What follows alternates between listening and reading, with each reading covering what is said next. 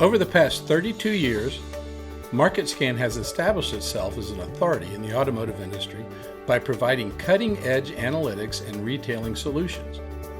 Today, the most profound changes in consumer behavior have made digital retailing excellence non-negotiable. We are prepared to help you achieve that excellence by providing scientifically perfect solutions for any conceivable automotive transaction. MarketScan lives to evolve automotive commerce by combining science, technology, and data to transform the industry.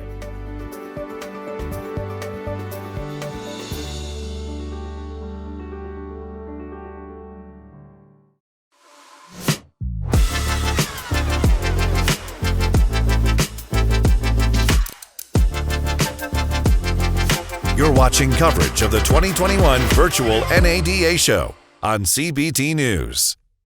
Hello everyone, I'm Jim Fitzpatrick with CBT News. Thank you so much for tuning in this morning. Today we're pleased to welcome Rusty West, who is the co-founder and president of a company called MarketScan, a cutting-edge technology and data solutions company. Rusty, thank you so much for joining us on today's show.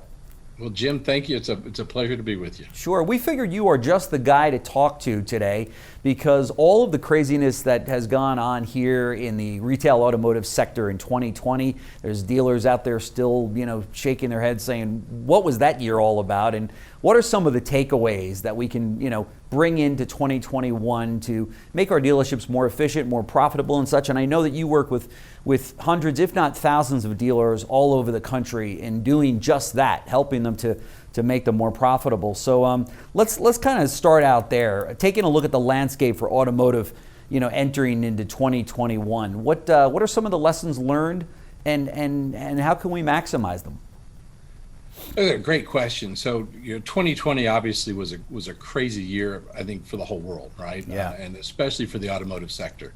I think that for a very long time, the automotive sector was pretty far behind the times as far as digital retailing is concerned. Consumers kind of looking for an Amazon-type buying experience. Right. And when the stay-in-place or shelter-in-place orders hit, which was, I guess, March of last year, right, car business kind of stopped. And the dealers who adapted rapidly, they learned a lot, but their businesses went through the roof. And I thought that brought, kind of a whole evolution of the automotive space in a pretty short period of time. And I think that's what 2020, I think, is just a continuation of that exercise. Sure. There were dealers, as you know, that were not as well equipped in this digital space to be able to do business online with their consumers and their customers in their markets, and they were scurrying, to get any tools that they could get their hands on, to win in this new space that they find themselves in. Talk to us a little bit about that. There are dealers out there that were trying to win customers in the F&I area, in the area of fixed stops, and in their showroom and sales, and so many others. But so kind of take it from that point, the importance of aligning as a dealer with the right vendor, with the right tool for these times. Yeah, another kind of great question. You're really good at this. Thanks. It was pretty. It's kind of interesting. The landscape was a little bit of a mess, and the biggest challenge was for the dealers to be able to be represented accurately online, right? To be able to quote a consumer a transaction. It's $1,500 up front. It's $300 a month for 36 months.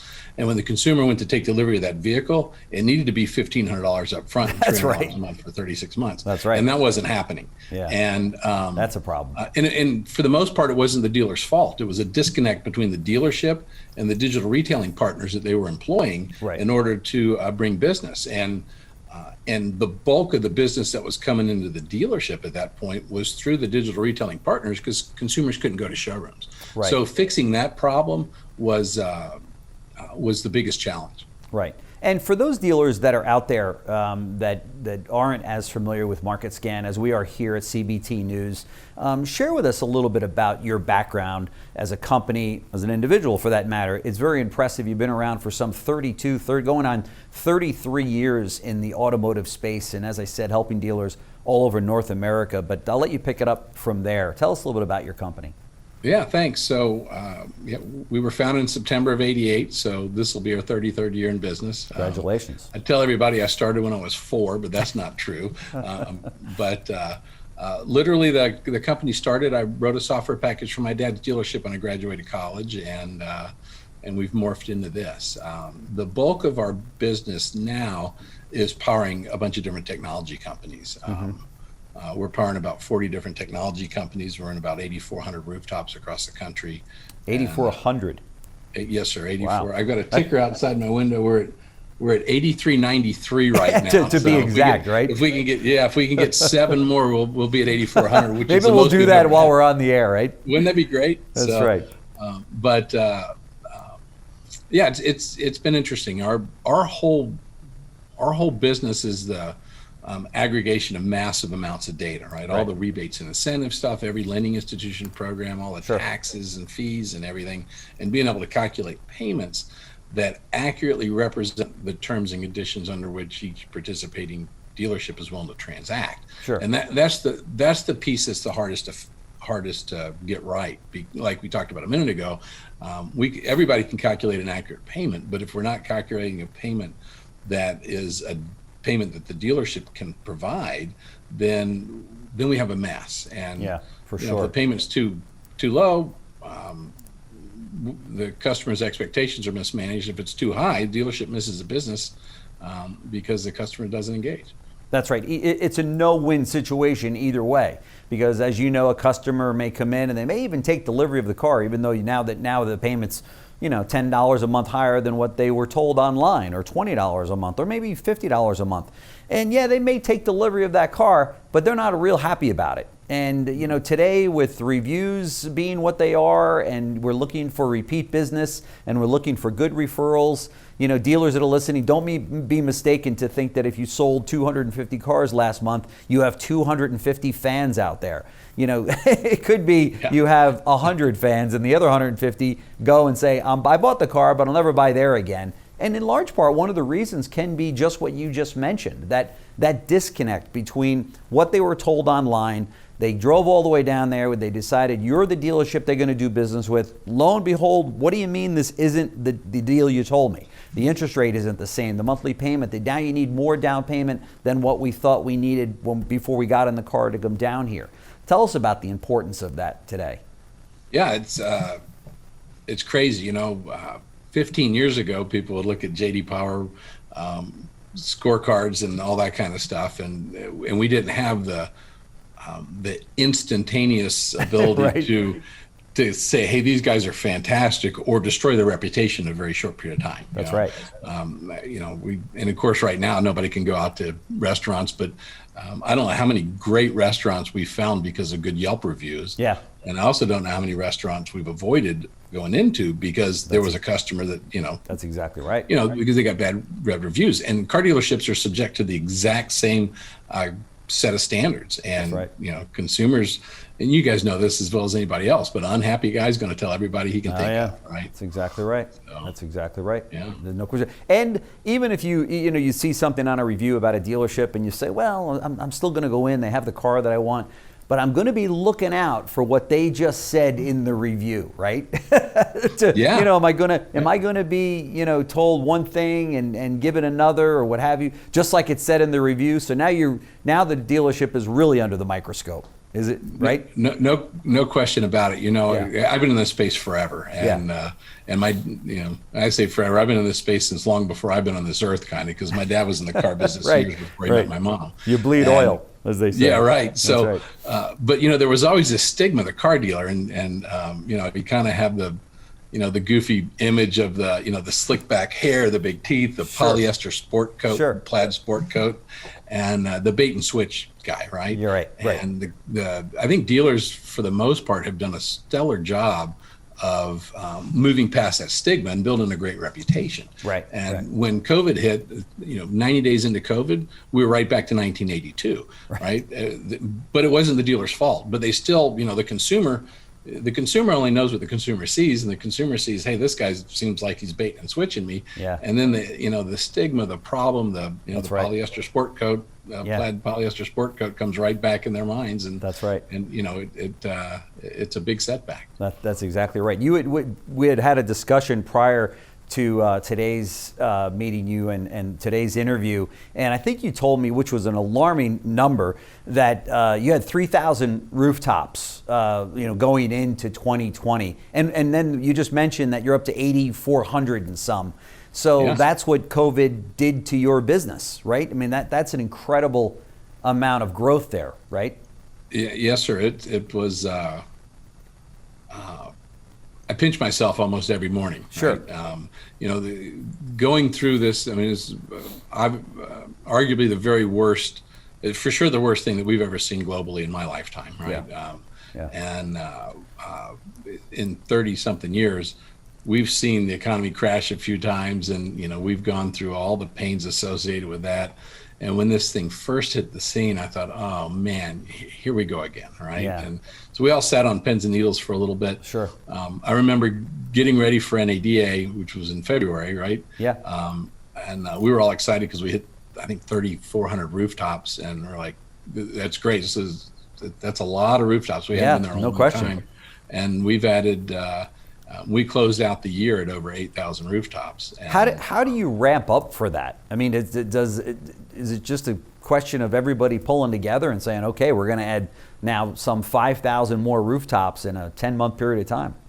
Yeah, you don't, right? I mean, you kind of don't predict that. Sure. The bulk of the rooftops that we've added are rooftops that are the technology companies that we power have added, right? Okay. So companies like General Motors, right? We're the calculation engine for everything behind shop click drive. So that was, in 72 hours, I think we onboarded 3,500 rooftops. So that was a big, big hit. Yeah, of course. But everything we do is cloud-based and it's all scalable. So, it was outside of the process of getting those rooftops set up, which was a lot of work, but it wasn't a daunting task. Right.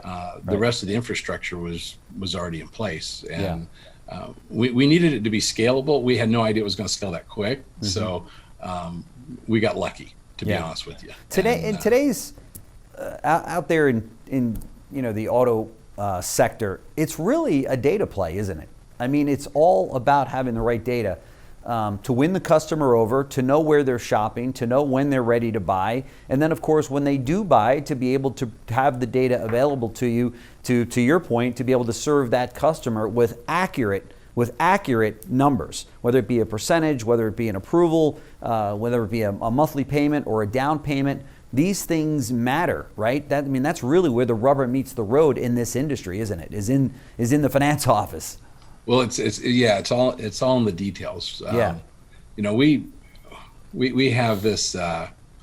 We're big Simon Sinek fans, right? Yeah. So I guess his most popular book is Start with Why, right? Yeah. So when we look at Market Scan's why is we live to evolve automotive commerce by combining science, technology, and data to transform the industry. Right. And his thought process really changed kind of how we look at solving big problems for our customers. And it kind of all starts way upstream. It starts with the lending institutions and the manufacturers being able to look at the market the way that a consumer sees them as opposed to the way they see a consumer, right? Because consumer doesn't care about all the stuff that goes into a car deal. They want to know how much up front, how much on. It's so true, right? That is so true. They don't even read the contracts. They read the payment, the interest rate, the down payment, right? How many payments are there? Okay, I'm gonna go ahead and sign. Yeah. I get to go drive my new feel good. That's exactly widget, right. That's right. And we've all done it. I mean, I've been in this space forever. I'm the exact same way. I can't believe I'm getting this car. This is cool, right? That's right. But so we power a lot of analytics tools for a bunch of the big lending institutions and a lot of the OEMs, and it gives them the ability to kind of create these really specialized, targeted offers, right? Because they have to buy the business. That's just how retail works. Sure. But the secret is for them to pay the right price for the business and to be able to influence consumer behavior by their offers. So you give the lending institution and the manufacturer can craft these crazy programs. Yeah, and they do. And they do, and hundreds and hundreds of thousands of them. right? So we track all this massive amounts of data, and then you take and you combine what the dealerships are willing to do, right? How much they're willing to sell the vehicles for, what lending institutions are signed up with, what fees they charge, all that kind of stuff. Yeah. And then you take the digital retailing companies that are doing it right, and they are able to calculate what we call a scientifically perfect solution, which is the best penny certain payment, right? You know, we can calculate a penny certain payment, but it might be $50 a month more expensive than the most competitive penny certain payment that's out there, right? And maybe it's a captive lender special program, maybe it's a lending institution like Ally Financial, a U.S. bank who's super aggressive on a particular lease. But you know, being able to get the consumer's attention and say, hey, this works, right? I'll take it, and then have that consumer be able to make that clicks to bricks transition to take delivery of the vehicle. And when they show up, the numbers are exactly the same. It's a beautiful thing. That's a beautiful thing. And we're quoting on average about 175 million of those payments every day through our 8,000 rooftops. Million. So it's a lot of volume. That is incredible. And there's nothing more soothing to that manager on the showroom floor that they're able to deliver on their promise of those numbers to the consumer that they told them about either on the phone or online, right? That they, lo and behold, there it is. It also I'm putting my F&I hat on. I was an F&I manager for 4 years of my career in the automotive business, and CITs. The dealer would run in and go, "Why are all these contracts in transit? It's killing me. I need that. It might be $1 million, $2 million, depending on the volume of the store." And dealers today can't afford that. They got to have, when they cash a contract, it's got to cash. It can't be, well, you missed it on this, you missed it on that, or maybe a rebate is kicked back from the manufacturer. You thought you had a $1,500 rebate, lo and behold, you had a $250 rebate, and now you have a $1,200 loser on the deal. And it doesn't take long to rack those up, right? And before you know it, the showroom's losing money, not making money, simply because they don't have accurate data in front of them, right? You're 100% correct. The dealers love a consumer who comes in who's excited to take delivery of a vehicle, and when they look at the deal, they're like, "Yeah, this is right." I mean, and it's not that hard, right? It should be, right? In theory. Well, think about Amazon. You go my wife is an expert on Amazon. So is mine. Right? Yes. Every time I turn around, there's a smiley face box sitting at the front door. That's exactly right. You go in and you're like, okay, I was on a Zoom call earlier today with I don't know, 10 or 12 people from our team. We get together once a week, a bunch of us, just all the different department heads. Hey, what's going on? What do you need? How are we doing? All that kind of stuff.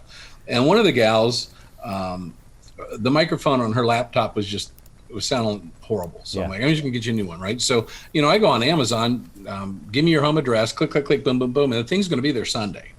I knew exactly how much it was going to cost. I knew what they were going to charge my credit card and all that kind of stuff. And it was easy, right? Imagine, I go to check out, and instead of it being $49, okay, it's $49 plus this plus that. Also, I'm $216. I'm going to keep shopping. That's right. And, That's right. So the dealerships love it, and the consumer loves it. The lenders love it. The manufacturers love it. That's right. It's just, and dealerships, as we move the industry online, and we're in this virtual space now, and dealers are now getting more familiar with it. Consumers, I think, are already there.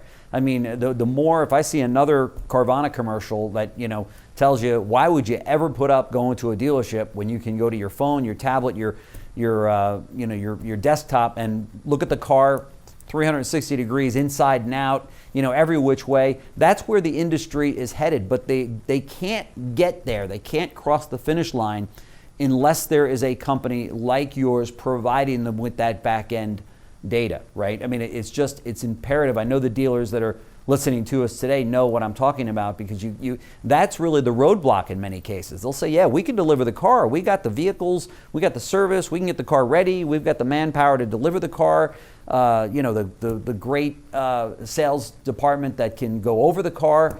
But if that one area of data is not 100%, and I'm not talking about 90%, to your point, it can't be 90, it's got to be 100% on 100% of the deals. That's the key, and I think that's one of the reasons we wanted to talk to you today, because I know that you have been helping dealers, large and small, in that area, as well as a lot of vendors, because probably what a lot of dealers don't realize is that you're the back-end machine and support for a lot of the vendors that they do business with to get that data right? Yeah, Yeah. you're absolutely correct. Yeah. You know, Let it's me- all about, unless the customer's writing a check, you've got a lending institution involved, and of course, you've still got all the rest of the stuff. You got to get the registration fee calculations right, or else you're writing a check for $1, $2, $3. We've Yeah, got sure. a bunch of these Lexan frames, right? Yeah. With checks for $1, $2, $3, right? 'Cause I'm constantly getting in and out of cars because I'm a car fanatic. Yeah. And You're in the right business then. yeah, right. But dealers, the even some of the DMS systems don't get it right, So Yeah. I mean, it's not the dollar; it's the process of having to cut the check for $1. That's right. And then if you're way off, like you said, you got a contract that you can't get hung anywhere. You got $30,000-$40,000 floating around, Yeah. and your options are: I can take a big hit in profit, or I got to rewrite this contract. And when I rewrite the contract, your customer satisfaction goes from here to somewhere in the septic tank, Oh. right? Nobody So wants to make that call. nobody wants to make that call ever. Nope, it's the worst. Hey, talk to me a little bit about today's consumer. We touched on it a minute ago. They all they're like your wife and my wife. They're all thinking Amazon, right? That they Sure. can go to their boom. I have it right here. What's the big deal? We see big companies now like CarMax that have taken their 7-day return policy and taken it out to 30 days to say, hey, keep the car for 30 days. If you don't like it, return it. That's just going to bring that many more people in the comfort zone to do business online, right? I mean, that's really what it's all about is serving that customer, in the virtual space the best way that we can. Is that where the industry is headed? Are we all in on that? I think so. And I don't think I'm alone in that. There's consumers' expectations have dramatically risen, largely in part because of companies like eBay and Amazon, right? I mean, you just, boom, you get stuff. And there are dealers out there, and obviously, a lot of the Carvana type companies who are really doing it well, right? But there's a lot of dealerships out there that are really, really have a polished process. Yeah. And consumers are realizing, hey, you know what? I can buy a car this way. That's right. I've got a friend of mine who is a real estate agent in Austin, and they're doing houses online. Yeah. It's That's what I've houses heard, in yeah. Austin, and he does stuff on Lake Travis. These guys are spending $3, $4, $5, $6 million to buy a house, and they're doing almost the entire transaction online. That's something. If you can do a $5 million house online, Exactly. why can't you do a $35,000 Honda Accord online? That's right. That's right. There's no reason not to. And it's amazing you just said that there's a $35,000 Honda Accord. That still is amazing. Right. You're right. Yeah. I remember when they first came out, and it was it was a $4,500 car. I know, about the size of a sneaker. Yeah. It was incredible. But everybody wanted to have one. Let's talk a little bit about your deal, GM's Shop Click Drive. That was a huge undertaking, right? Yeah, not really. No? It was literally, it was one of those things that the stars and the moon align or whatever. I'm not into all that stuff. But they reached out to us, and I think it was like March of last year. But within 60 days, we had a contract in place. Wow! And within about 95 days, we launched. Wow, that's incredible. They had a super talented team of developers who worked with our team, and we've been, for the last 5 years, our main focus has been this MScan API product, which is what's powering all these different technologies, including our own dealership facing technologies and stuff. Okay. So we had a lot of practice at doing it, and the hardest part literally was setting up all the criteria and stuff for getting all the rooftops onboarded and all that. And, right. Yeah, it was great. Wow. That's fantastic. So the industry is, I think is coming out of 2020. As I said earlier, dealers are shaking their head. But I think the lessons learned, the takeaways are that we can run a dealership more efficiently because we don't need the manpower that we once needed to run the dealership. Now we have salespeople that are expected to sell, 15 to 20 cars instead of the typical 8 to 12. Don't need as many salespeople. Don't need as many, maybe even finance F&I managers and such, because of the technology that's offered, brings down the cost, enhances also the customer experience, right? Because they're getting so much of this in the comfort of their living room versus having to go into the dealership. I mean, the future is here, isn't it, in this regard? 100%. And we've got great examples. Some of the dealerships that we're working with, went from doing a good volume, right? And then when all this stuff happened, everybody's volume dropped for a minute, and then some of them went through the roof, right? And That's a few of them went crazy. And the common question is, why did I spend all these millions of dollars on this beautiful facility, right? I've heard that a number of times now. Anymore. That's right. And so the industry, I think, it's going to evolve however it evolves, right? Dealers have massive amounts of money invested in their facilities. That's right. And they need to still be able to take advantage of that. And there's always going to be the consumer who wants that experience. Yeah. But even if it's, you get this beautiful facility and it's more geared towards making a customer really comfortable and happy and all that stuff during their service visit. Right. And a lot of the, at least the early phases of the transaction happen electronically online. Right. It's just, every dealer is going to do it their own way. That's right. But it's going to be driven by consumer demand, and the consumer demand has driven this digital transformation rapidly. Completely in the driver's seat on this. It is interesting too that when you think about, you've got 16 or 17,000 automobile dealers out there representing some 34,000 franchises. And you got Carvana over here in Vroom that have a warehouse full of cars somewhere. We don't know where per se. They don't have these big fancy showrooms. They don't have service centers behind them. They can't, I don't think, can sell CPO vehicles to consumers. So I think that it's an interesting time. I think that their offering in the marketplace may kind of dwindle because now you've got these 16 or 17,000 dealers that go, well, actually, we can do what you do. Okay, and we can also sell CPOs cars. We also have a full service center behind us. We've got very talented and educated people in our store that can help you at the drop of a hat with your car or your purchase or your service or what have you. So these are all major advantages to today's consumer that is thinking, well, do I buy a car online from a Carvana or a Vroom, or do I buy a car online from my local dealership that I pass by every day, right? I think the dealers have a bigger advantage in this than they realize. I think you're absolutely right. They've got certified technicians. They've got tremendous amount invested in the service department. They can do certified pre-owned. They have access to the captive lending institutions. Yep. And a lot of the captives do specialized programs, especially for the off-lease vehicles. These 2-3-year-old cars that are coming in. That's right. They've got to move them.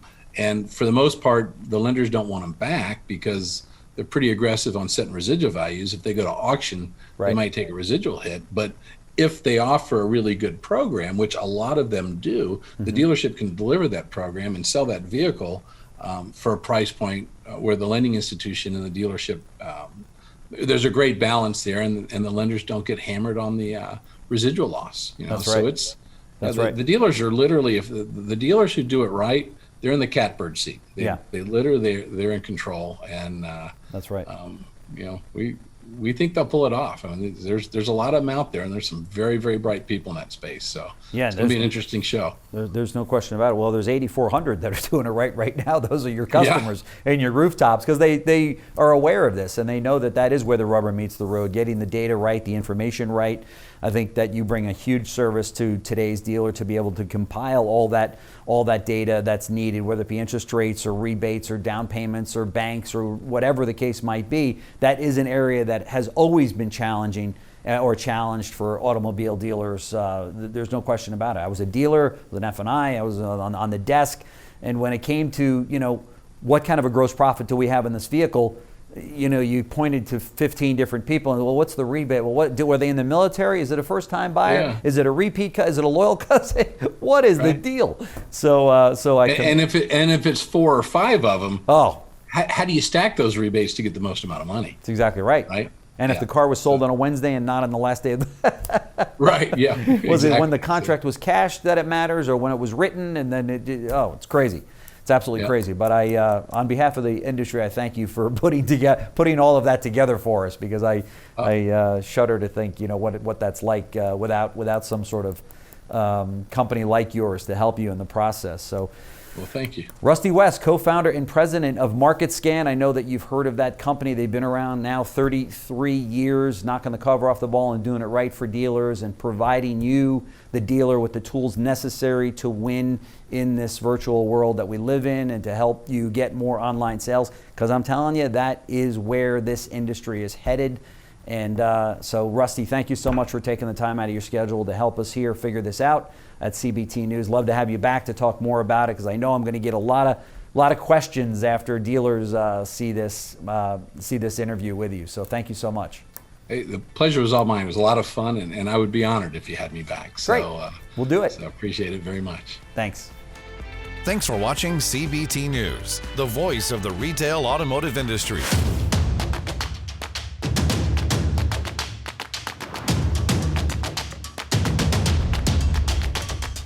This is CBT News, the voice of the retail automotive industry. Subscribe today.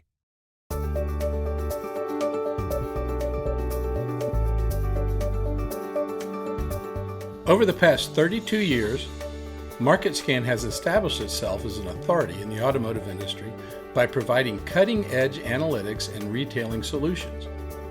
Today, the most profound changes in consumer behavior have made digital retailing excellence non-negotiable.